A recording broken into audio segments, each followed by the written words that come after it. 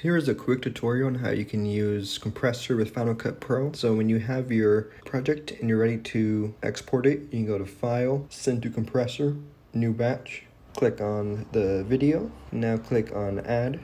Now here's all these different presets you can export it as, and you can actually export multiple ones at once. So if I just use social platforms, let's just do 1080, put the location at desktop, hit OK.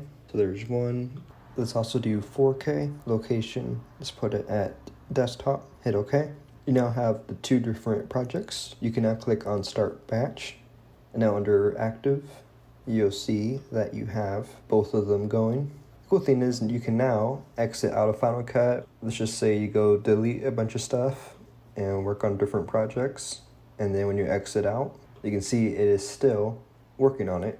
That's it for this video. Please consider commenting, liking, and subscribing as it helps this channel to grow. And thank you so much for watching.